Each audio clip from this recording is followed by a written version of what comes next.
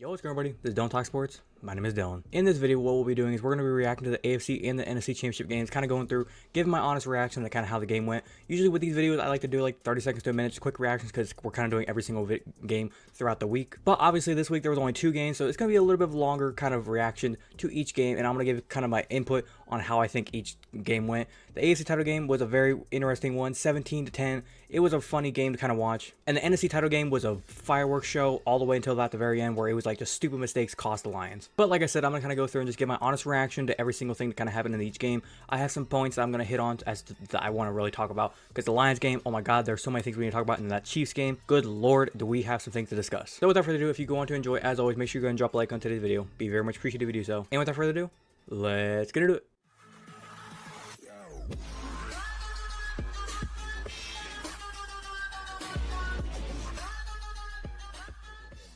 Alright, first up, we got the AFC title game. This game was a very fun back and forth. In the first half, I thought we were going to get some fireworks. It was fun. We got 7-0 from the Chiefs. Chiefs went down that field. Ravens got the ball back. They had the crazy touchdown to Zay Flowers. If Lamar Jackson didn't get away from the defender, I think it was George Karlaftis, Lamar Jackson would have been sacked, no touchdown. He escapes the pressure, he gets away, he makes a touchdown, but then the Chiefs go down and get the next touchdown. Then by halftime, the Ravens defense did step up and we got 17-7. But ultimately by the second half, it was just very ugly. Defenses were going back and forth. The Ravens had so many opportunities to kind of score and they just couldn't capitalize. Now let's kind of go over all the things that helped the Chiefs, I guess you could say, win and also make the Ravens just collapse in epic failure. First up, dumb ass penalties. And what I mean by that, you fucking name it. I have them listed here. Clowney's roughing the passer call on Mahomes, where he launched himself into Mahomes. What the fuck are you doing? The holding calls were ridiculous. The face mask penalty, I think at one point where they got a face mask penalty, that was some bullshit. And then this one is a little bit goes on both sides, and I'm kind of pissed off at the refs for. Why are we calling a taunting call on Zay Flowers, but Travis Kelce was taunting basically every single time he caught the ball and no flag was calling him? It just seemed like the entire game the flags were just constantly going to the Ravens and they couldn't catch a break. Next up, we're going to talk about Lamar Jackson. Lamar Jackson, the weird thing with him, past couple years he's been known as like the running back.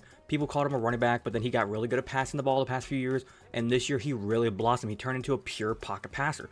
The problem is, we know you can run still, and that was his greatest strength. When he can scramble, when he can get out of there, take off running, design runs, triple options, that was his strong suit. And it seemed like throughout the season, he did good at that stuff. He knew when to run, knew how to make things happen. And in this game, it's almost like they came into the game plan thinking, okay, the Chiefs are going to expect us to run the ball. We're going to catch them off guard, and we're going to throw the ball all the time. Last time I checked, the Chiefs were not confused at all. They went into that game saying, you want to run it? Sure. You want to pass it? Sure. We're going to stop both. Like, I'm looking over here at the rushing yards. When you're a leading rusher, usually it's Lamar Jackson. We get that when it comes to yards, but I'm talking about attempts. When you're leading rush attempts, is Lamar Jackson as well? Like, I'm not even fucking kidding. Look at this. Between the running backs, 6 fucking carries? Who are you? I want to know who the genius was that told Todd Monken, the offensive coordinator, to go in this game with the mindset of, okay, we're going to run the ball 6 total times with our running back. That's it. And we're going to somehow win this game. Like, I get it if it was like 27-10, 27-7 going in the fourth quarter and you had to just constantly fucking throw the ball. Like, there was no more running the ball anymore. But you were only down 10, even at halftime.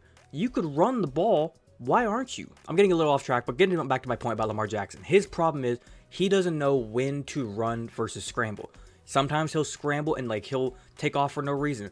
And it's like the rush lanes are just going to get collapsed immediately. You had receivers coming open, and then other times where the rush lanes are obviously going to be there. Your receivers are, the defenders are playing man. They're sticky out there.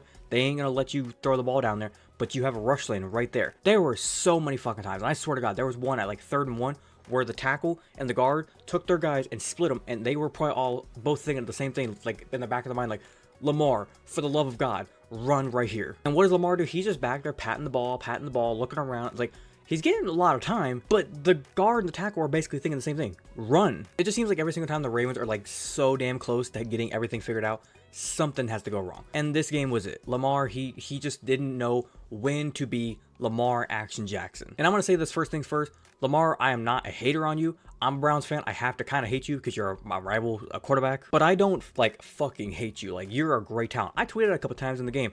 Check, if you don't follow me on Twitter, follow me. Link will be in the description.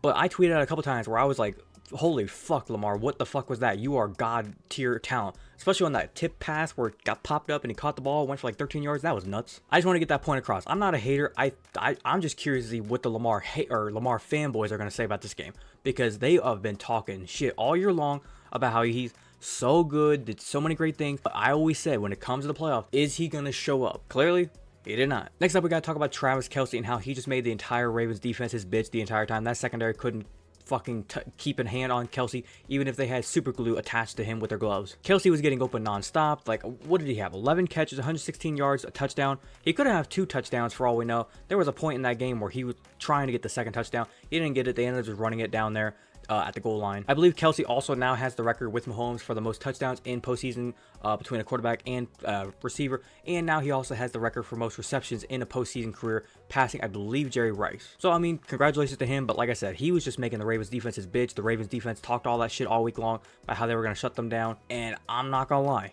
Travis Kelce did whatever the hell he wanted. Next up, the Chiefs offense versus the Ravens defense on third down was the biggest thing ever. The Ravens, they needed to get off the field on third down, and especially on fourth downs, and they couldn't do it. When it comes to the Chiefs, they were clutch in those third and fourth downs. Fourth downs, they went for it a few times, and they actually got it. Third downs, it was like so many third and 4, 35, 36, where like this is usually where the Ravens defense stands up and they make the big plays. And they couldn't do it. And when the Chiefs offense got the first down on those third downs, it's just like a backbreaker to the Ravens defense where they think they're getting off the field. Here we go. And then it's like, boom, you're back out. You got to go another 3 plays. I think if the Ravens could have got that defense figured out a little bit better, especially the third down defense, and especially whenever the Mahomes was just taking off running and he was getting Kelce open on a couple of throws, even just check downs to the running backs. It was just ridiculous how often they were converting the third down. And then the last thing, the big thing that kind of made the Chiefs win this game, as we can see by the score, 17-10, 2 plays that pretty much dictated the whole entire trajectory of this game. Number 1, there was a play, I believe, 3rd and 9 at like the 40-yard line. For those who do not know, Justin Tucker has probably the greatest leg ever known as a kicker in NFL history. NASA is going to study that leg. So for anybody that tries to deny me, you're fucking crazy. Justin Tucker from 40 at the 41-yard line, it's about the 58, 59-yard field goal. He could have easily drilled that sucker. Now, obviously, they could have gotten a little bit closer, but they didn't because Lamar Jackson got sacked. They got sacked back around the 50-yard line. You take that sack, now you got to punt the ball. If they would have gotten the field goal there, I realize it's a big if, but I'm saying Justin Tucker has a god-tier leg. He probably would have made it.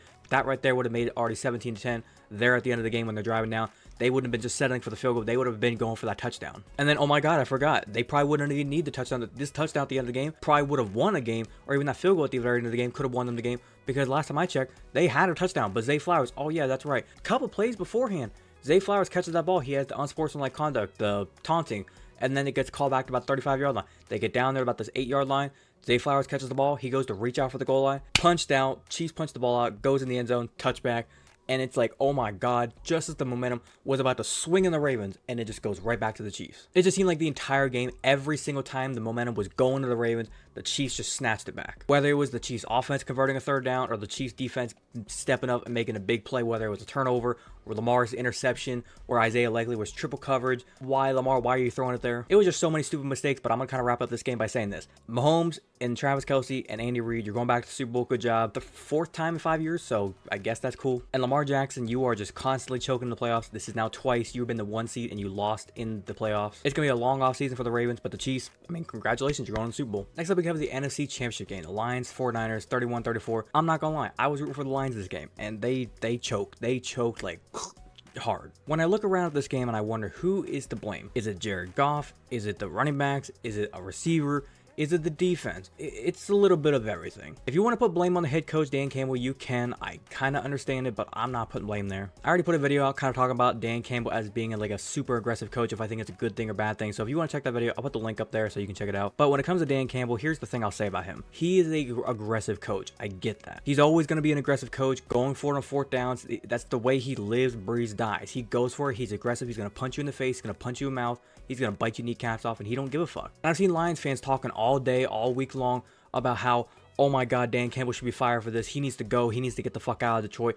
Did you all forget the part of where you wouldn't have beaten Green Bay last year if he didn't go for it on 4th downs? You wouldn't have more than 8 wins this year if you didn't go for it on 4th downs. You are 12-5 and in the NFC title game because you go for it on 4th downs, because you don't give a fuck anymore. If you swallowed yourself up into a little hole like you used to back in the day and were scared to go for it on those big downs and didn't just go knock people in the face all the time, you would be 7-10, 6-11, maybe 5-12. But a quick review of the game. Like I said, the Lions, they played an exceptional game. They played terrific, amazing, perfect until the second half. It's like the first half, they played on fire. The 49ers on the first half, they had one drive, and after that, it was like hello, San Francisco, did you come to the game? But then we got to the second half, and it's like, it just flipped, and it was Detroit, did you come to the game? And San Francisco, oh, there you are. Now you're here to kick some ass. Now, kind of going through all the things that kind of dictated the way the game went. Obviously, we can go and start off with the field goal attempts that were not taken by Detroit. One thing I pointed out in my other video, like I said, check that video out. Detroit's kicker is actually one of the worst, I guess you could say worst kickers in the league whenever it comes to making field goals, because he's only had 4 field goal attempts all year long. He's made all 4, but only 4 field goal attempts all year long. He's 4 for 4, 100% accuracy, but then he also has 13 of 15 extra points. Not a good stat if you ask me. And his longest field goal was 41 yards, so I'm wondering if that kind of plays in the factor of those 4th down attempts that they tried to go for on a 4th 3 and like 4th and 2. One of them was like the 30-yard line there when they were down 24-27, and then the other one was like 4th and 2 when they were still up like 24-10. So I'm wondering if like 45, 46, 47 yards, that was kind of playing in the decision of, do I really want to go for this right here? Because I could have already heard the fans now, if they would have taken the 3 points and they feel the kicker missed it or was short or whatever, and the fans would have all been ripping his ass, be like, Dan, you always go to 4th downs. Why didn't you go for it there? Now, just in case anybody is kind of spitting out the obvious of why did he go for the field goal attempt whenever they were down like the 2-yard line there at the end of the half, but then when they were back at like the 30-yard line, they decided to go for it. That one I don't get. I kind of wish they would have went for it there, but then again, points are points. And I understand going for it in some capacity. When they were up 24-10, going for it there, I like that attempt. That was a good one. You kind of understood why they did that whenever it was like 3rd and 4 and they decided to run the ball rather than pass the ball. If they were going to settle for the field goal, they would have passed it there. The fact that they ran it, you knew they were going to go for it. That one I liked them going for it. And it was a good play. Reynolds had his hand on the ball. It was either Reynolds or St. Brown. They had their hands on the ball. They just got to catch it. When they went for it down 24-27, that one I don't really like. That one, especially with like 7 minutes to go, take your 3 points. Let's tie this game back up. Give your defense a chance to go out there and get a stop. And let's see if we can get this ball back and go down and try to win the game. I said in my other video, I said basically Dan Campbell, he's new to the head coaching scene. He's only been a head coach here for 3 years. He's learning. It's his first time basically leading the ship in an NFC title game. He'll learn from it. Mistakes happen. He's just going to have to get better from it, and hopefully they can get back to this point. Now, talking about San Francisco, they were down 24-7. They had to make the comeback. Everybody questioned, is Brock Purdy really it? Obviously, he's the last pick in that one draft. Everybody said, is he really going to be the guy that leads the 49ers to a Super Bowl? And he went out there this year and played amazing. He had some hiccups there at the Ravens game where he threw 4 interceptions. People kind of started to question, is he really the guy? We now see that he can lead a comeback drive, especially after 2 games, one against the Packers, one against the Lions. He led the drive against the Packers last week where he was able to come back, win that game, and now this game he's able to lead the drive 24-7. They get the field goal, then they go down and get another field goal, then they go down and get a touchdown. A fumble happens from their defense. Obviously that's not Brock Purdy's doing, but then they were able to go ahead and go down, get another touchdown, make it 24-24, and it's like every single bit of momentum just swung straight to San Fran. Obviously they went back down, got that last touchdown, but then they kind of had a little bit of a rhythm going where the run game was kind of getting flowing. CMC was getting moving the ball, and then by the end of the game CMC I think got hurt. Correct me in the comments. He landed on his head, so I don't know if it's a neck injury, concussion, something like that along those lines.